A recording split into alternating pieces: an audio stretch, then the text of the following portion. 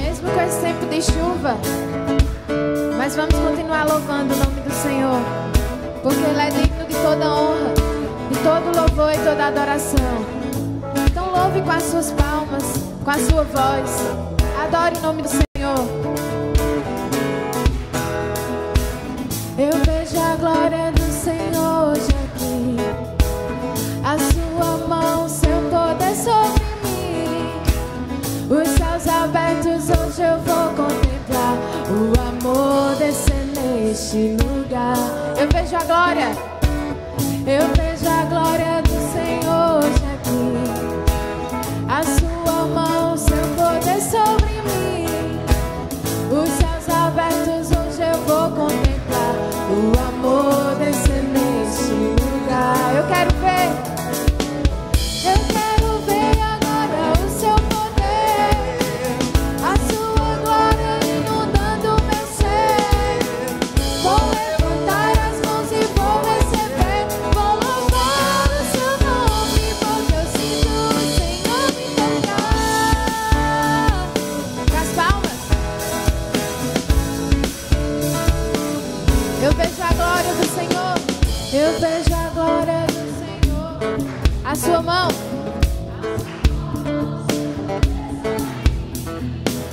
Os céus abertos hoje eu vou contemplar o amor descer neste lugar. Eu vejo a glória, eu vejo a glória, a sua mão, seu poder sobre mim. Os céus abertos, o amor descer neste lugar. Eu quero ver agora o seu poder, a sua glória. Vou levantar as minhas mãos, vou levantar as mãos, vou louvar o seu nome, porque eu sinto. Eu quero ver agora a sua glória inundando meu ser. Vou levantar as mãos e vou receber, vou louvar o seu nome. Só a igreja, eu quero ver com as palmas a sua glória. Vou levantar, aleluia, Senhor, seu nome. Eu quero ver agora o seu poder, a sua glória inundando meu ser. Vou levantar, aleluia, Senhor. Vou louvar o seu nome, vou louvar o seu nome, vou louvar o seu nome, vou louvar o seu nome, porque eu sinto o Senhor me tocar. Aleluia.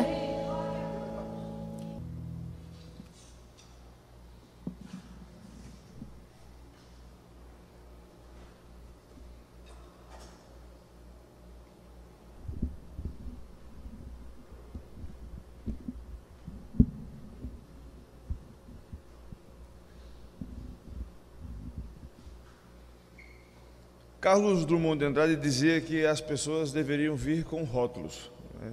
E ontem eu estava pensando um pouco sobre isso com os nossos jovens e adolescentes, e eles concordam comigo que algumas pessoas, ou melhor, todas as pessoas deveriam vir com advertências, né? Nós somos parecidos com aqueles produtos que nós temos em casa, né, que a gente usa para limpar a prateleira, lavar a louça, lavar banheiro, aparentemente inofensivos e cheirosos, mas se a gente parar para ler os rótulos, a gente pode se assustar um pouquinho, né? Ali você vai ver, cuidado, pode causar cegueira, é inflamável, recipiente sob pressão, não coloque perto do fogo, né? Qualquer coisa ligue para a emergência.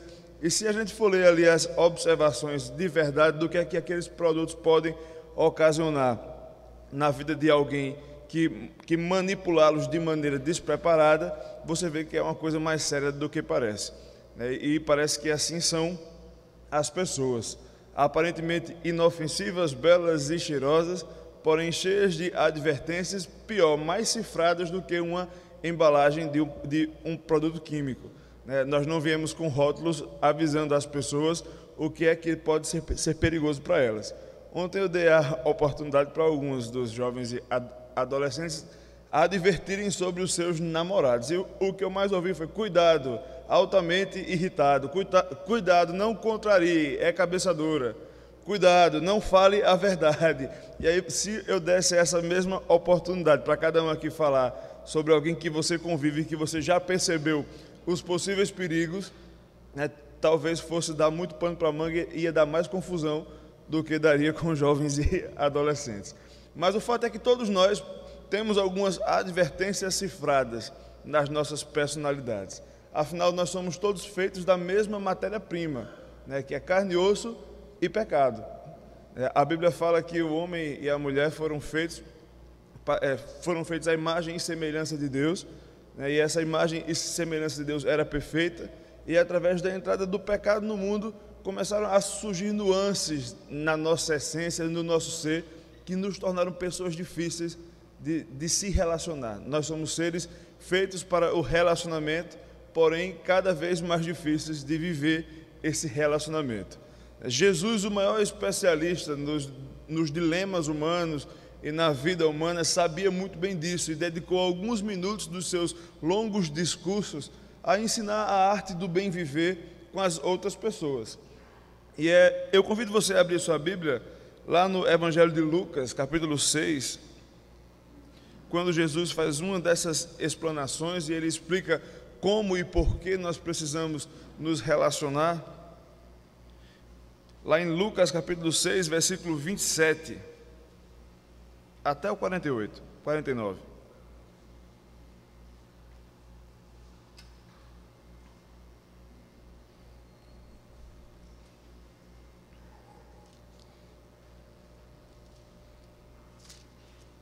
Lucas capítulo 6, a partir do versículo 27.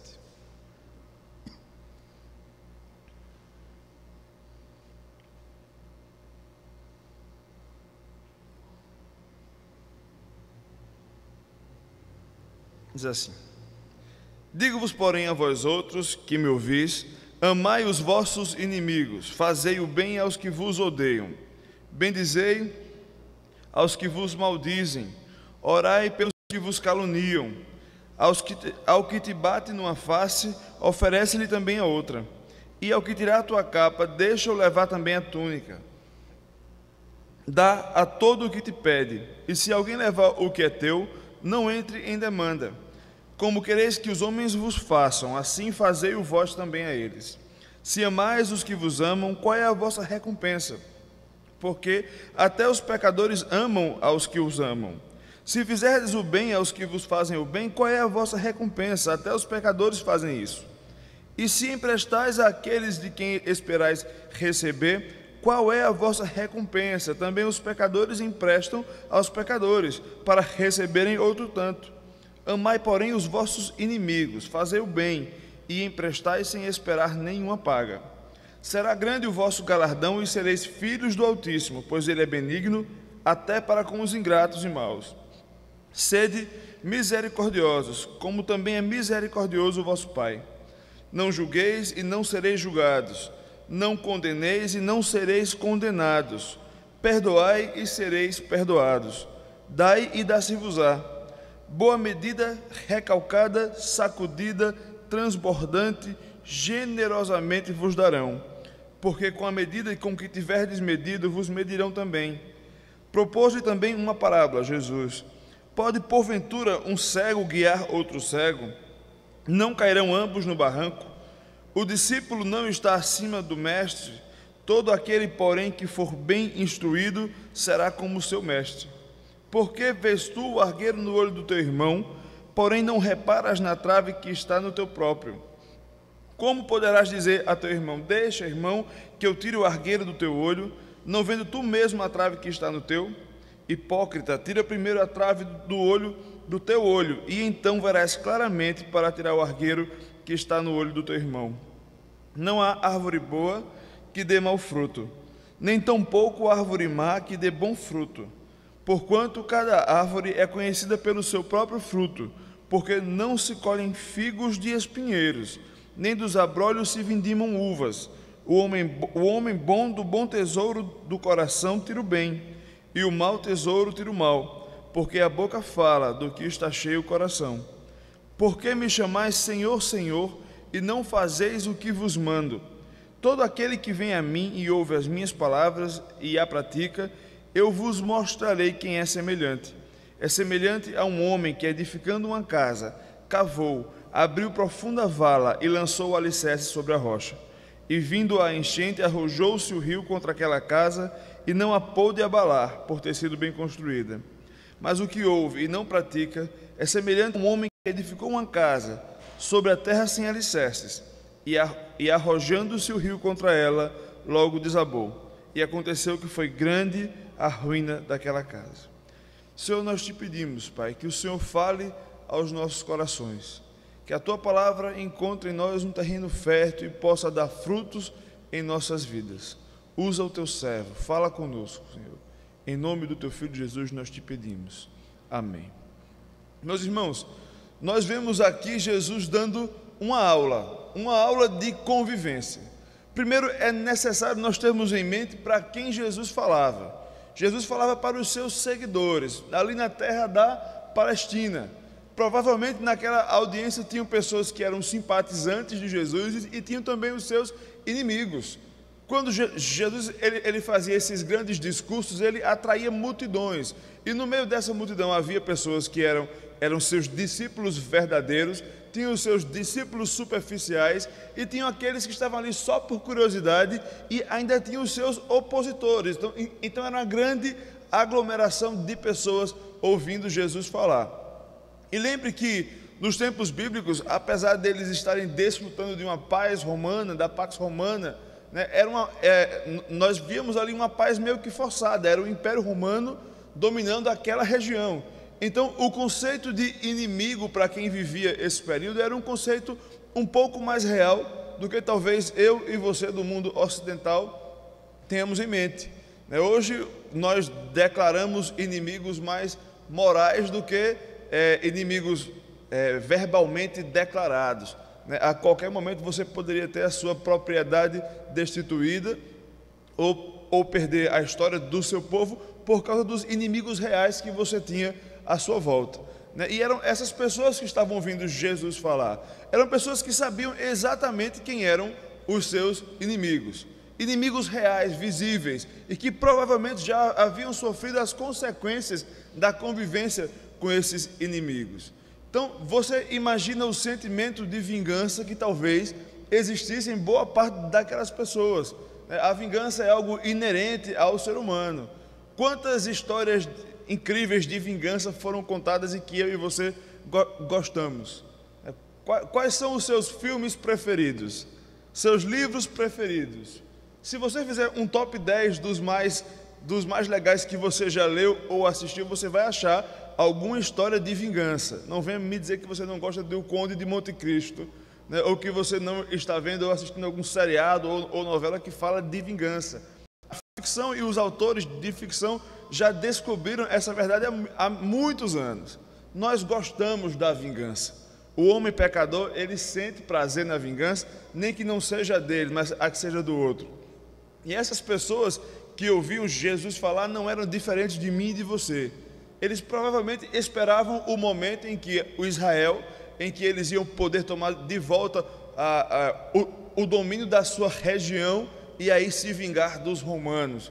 E cada um poderia ter a sua história de vingança pessoal ali, quando ouvia Jesus falar. E Jesus vem com um discurso totalmente inusitado para quem ouvia e muito diferente do que aquilo que aquelas pessoas queriam ouvir naquele dia, quando foram ouvi-lo. Jesus começa falando: digo-vos, porém, a vós outros que me ouvis, amai os vossos inimigos, fazei o bem aos que vos odeiam. É uma ordem totalmente diferente do que aquelas pessoas queriam ouvir. Tudo que elas esperavam ouvir de Jesus é: vamos começar a revolução, vamos estabelecer o reino. Você já deve ter ouvido falar que um dos motivos que os judeus não aceitaram Jesus como Messias, é porque Jesus ele não veio declarar e começar um reino político. Ele começa um reino espiritual, mas os judeus esperavam um rei político, um rei que começasse a revolução, que dissesse: vamos dar fim, vamos dar cabo dos nossos inimigos agora. E Jesus vem: não, vamos amar os nossos inimigos e fazer o bem aos que nos odeiam. Aquilo já deve ter começado a gerar uma revolta na audiência. Agora, uma coisa importante que tem aqui já nessa ordem de Jesus é que ele usa a palavra amai. Amai os vossos inimigos. Hoje, o conceito de amor, ele mudou um pouco. É lógico que as palavras são dinâmicas e com o passar dos anos elas vão adquirindo nova roupagem. E hoje, quando você fala de amor, você vê logo em mente casais apaixonados, né? Ou então uma paixão avassaladora, onde você mata e morre por alguém ou por algo. Mas o amor bíblico, a carga semântica que amor tem na Bíblia é um pouco diferente da que nós temos hoje. Quando a Bíblia fala de amor, ela está falando de uma atitude, de uma maneira de encarar as coisas. Não é um sentimento, porque se fosse um sentimento, você veria Jesus falando: Senhor, ajude os meus filhos a amarem o Senhor. Ajude os meus filhos a amarem os inimigos, que suja o amor nos seus corações. Em nenhum momento Jesus apela para que o amor suja. Em nenhum momento os apóstolos nas suas cartas pedem que você ore para que o amor apareça. Mas a ordem é clara: ame. E se é uma coisa que você pode fazer, não está relacionado a sentimento, estava relacionado ao intelecto das pessoas que escutavam essa ordem. Então, quando Jesus ou qualquer outro trecho da Bíblia nos incita a amar, ele está falando aqui de uma atitude, de uma decisão que eu e você podemos tomar, uma maneira de enxergar a outra pessoa diferente. E isso, os apóstolos aprofundam o conceito, e a Bíblia dá uma ampliada nessa ideia quando nos explica o que é graça. E amor tem tudo a ver com graça. É você olhar os seus inimigos, os meus inimigos, os nossos opositores, as pessoas que nos querem mal, através da lente da graça. Graça que eu e você já desfrutamos, já fomos alcançados pela maior das graças. Nós, ainda pecadores, né, totalmente destituídos da graça de Deus, longe de Deus, impossíveis de chegar até Ele, fomos alcançados através do sacrifício de Jesus Cristo. E esse é o maior milagre que qualquer um de nós pode vivenciar, é a graça da salvação. Essa graça nós já recebemos, e é através da lente dessa graça, desse olhar de graça, que Jesus incita aquelas pessoas a olharem os seus inimigos. E aí ele faz uma colocação que diz assim, lá no versículo 31, como quereis que os homens vos façam, assim fazei-o vós também a eles. Essa assertiva que nós vemos aqui, ela é através da história, desde os textos maçoréticos dos mais antigos judeus, já se falava e se repetia um ditado parecido, só que sempre na negativa. É sempre assim: não faça com alguém aquilo que você não quer que faça com você. Você vai achar manuscritos muito antigos com essa forma de falar essa verdade. Jesus ele é o primeiro a registrar essas palavras no sentido positivo: faça aquilo que você quer que faça com você. E aí ele lança o que seria a regra áurea do relacionamento cristão. Se você quer evitar problemas, se você quer conviver bem com alguém, faça somente aquilo que você gostaria que fosse feito com você. Se você parar para pensar um pouco, como eu tenho pensado esses dias, você vai ver que realmente as coisas seriam bem mais fáceis se a gente seguisse mais esse mandamento de Jesus. Se nós, antes de entrarmos numa querela sem fundamento, antes de entrar numa discussão vã, nós pensássemos sobre o ponto de vista do outro lado que está ali discutindo com a gente. Talvez algumas DRs fossem evitadas, talvez algumas brigas, talvez algumas mágoas. Se você pensa, antes de fofocar sobre alguém, como você se sentiria se você fosse o personagem principal da sua nova história, talvez você evitasse aquela fofoca e evitasse uma possível mágoa futuramente. Se nós, antes de criticarmos e julgarmos e condenarmos alguém, antes de ouvir a sua história, nos colocássemos no lugar da vítima que está sendo condenada, talvez nós fôssemos pensar duas vezes antes de falar também. Antes de brigar com o marido ou com a esposa, tentar ver o lado da outra pessoa, também fosse evitar um problema maior do que surgiu de uma situação besta, né? E Jesus, ele sabia muito bem disso, e ele disse: só faça aquilo que você quer que façam com você. Essa verdade que Jesus nos ensinou pode mudar as nossas vidas. Não é tão fácil de se colocar em prática, já que todo mundo às vezes age um pouco por impulso. Mas o exercício, né, a atenção a essa possibilidade é que pode fazer todos os nossos relacionamentos diferentes. E isso não é somente um detalhe na vida cristã, né? Tanto que Jesus, ele usa essa máxima, ele traz essa regra áurea e começa a explicar por que é que ela é tão fundamental na vida de todo e qualquer cristão. E aí ele começa: se amais os que vos amam, qual é a vossa recompensa? Se tiverdes o bem, se fizerdes o bem aos que vos fazem o bem, qual é a vossa recompensa? E se emprestais àqueles de quem esperais receber, qual é a vossa recompensa? Ele usa aqui 3 exemplos de coisas muito fáceis de fazer: você amar aqueles que lhe amam, você fazer o bem a quem lhe faz o bem, e você emprestar a juros, que aqui é essa expressão no original quer dizer emprestar a juros, a quem você sabe que pode lhe pagar. São coisas muito fáceis de fazer, que qualquer pessoa no mundo pode fazer, porque é o trivial do que se espera de um ser humano. Porém, Jesus fala: você que está me seguindo, você que está me ouvindo e diz que é meu discípulo, você tem que entender que eu espero de você e que o mundo espera de você um padrão mais alto.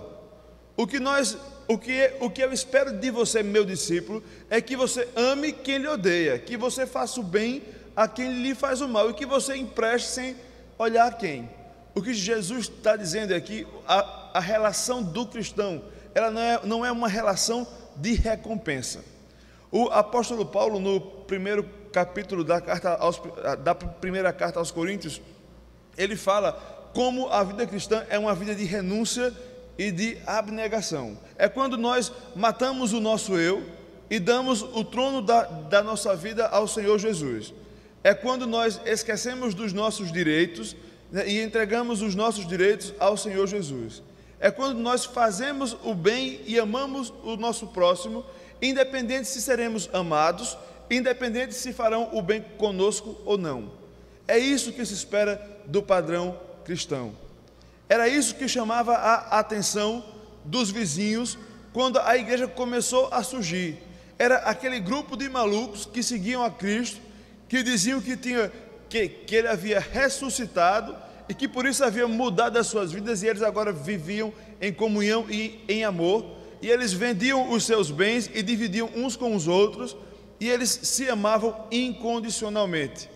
E era um grupo que pregava o amor incondicional e que havia ouvido essas palavras talvez do próprio Cristo, e que viviam e experimentavam essa verdade de maneira prática nas suas vidas.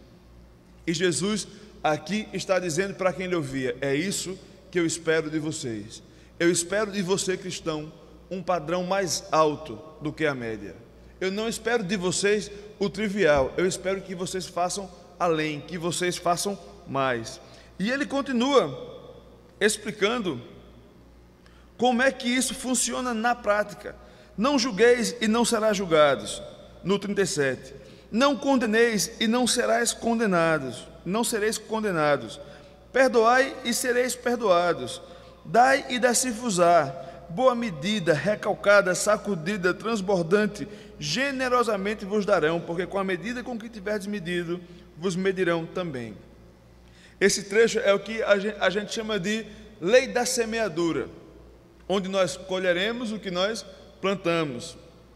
E quando Jesus fala aqui, não julgueis e não sereis julgados, algumas pessoas entendem de maneira equivocada, porque julgar hoje tem uma ideia diferente. Julgar hoje é todo o processo de discernir entre certo e errado e condenável, ou então a absolvição. mas quando você fala em não julguei aqui nos tempos bíblicos e com os termos bíblicos, é não condene, né? Não diga que não presta, não fale mal de uma pessoa, não abomine uma pessoa, né? E não somente faça o discernimento, porque às vezes a boa parte dos cristãos modernos, né, diz: não, nós não podemos julgar, realmente nós não podemos julgar as pessoas nem condenar as pessoas, mas nós precisamos ser críticos e discernir entre certo e errado, e verdade e mentira, né? Não é isso que Jesus está falando aqui. Jesus está falando aqui: não condene ninguém, para você também não ser condenado.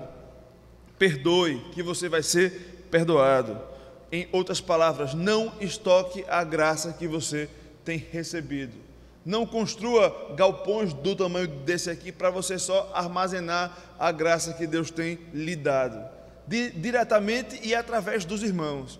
Que a graça seja um processo dinâmico na sua vida. É isso que Jesus está dizendo para a sua audiência. Que a graça que você recebeu, você também distribua.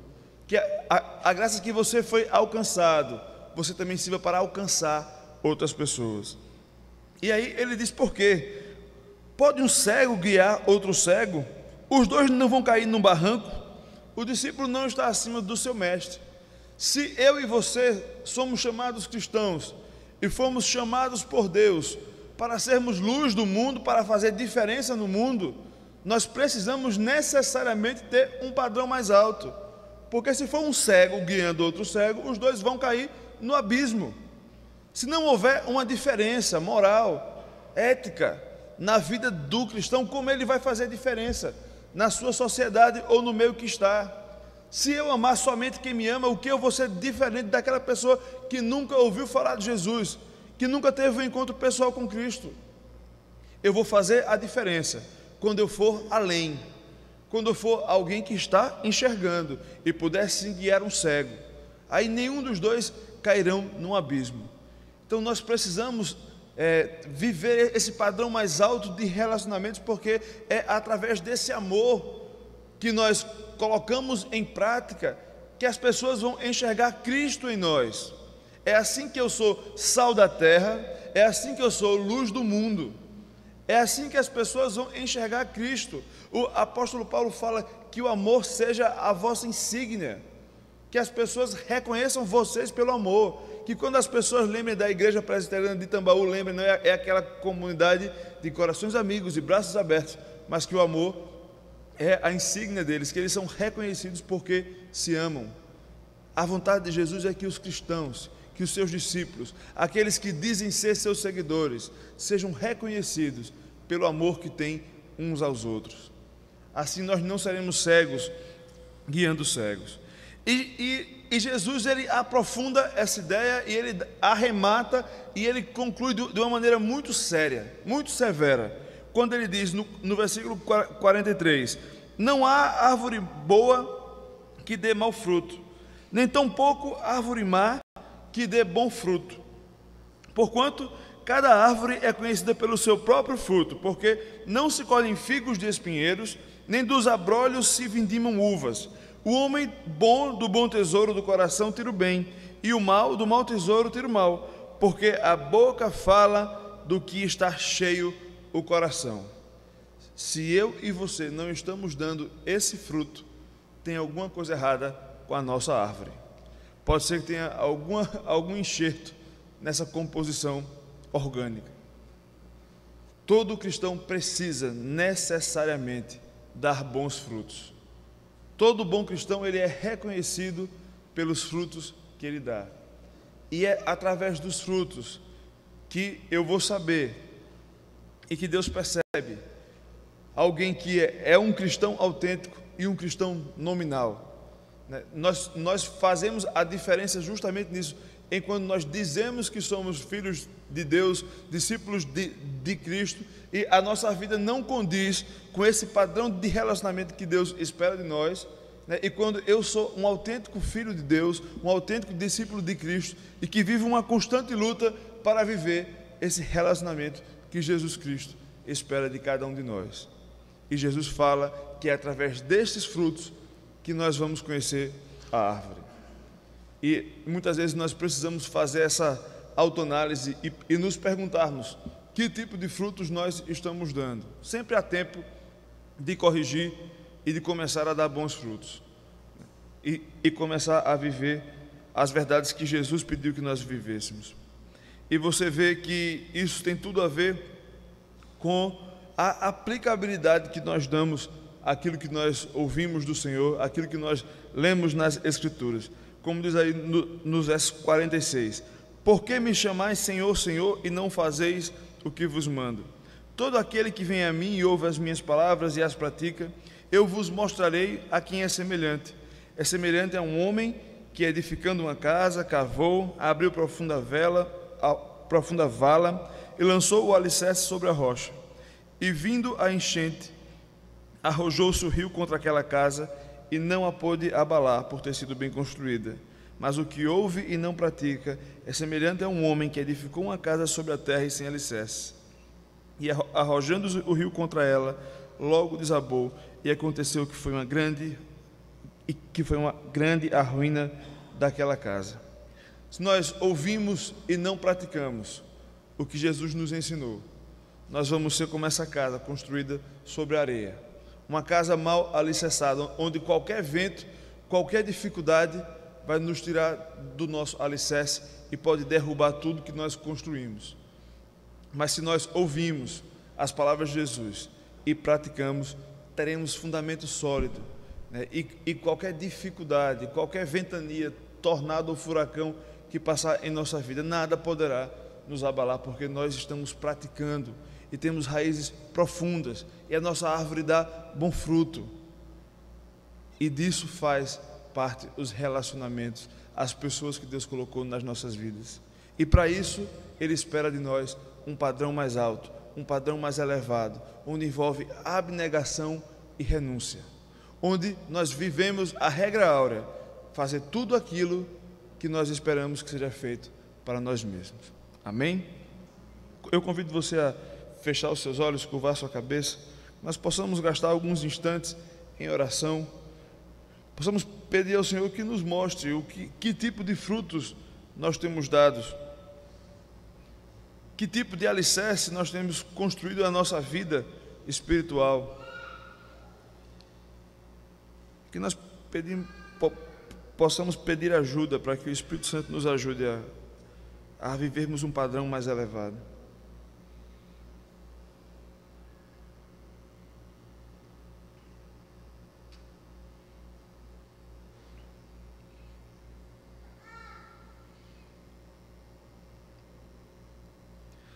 Senhor Deus, nós te louvamos, Pai, porque o Senhor se preocupou em nos dar instruções práticas, Senhor, que são úteis todos os dias das nossas vidas. Que o Senhor esteja nos ajudando, Senhor, a viver esse padrão que o Senhor espera de nós. Um padrão elevado, mas que o próprio Senhor nos capacita a colocar em prática. Que o Senhor esteja nos dando força, coragem, para sermos boas testemunhas Tuas, Senhor.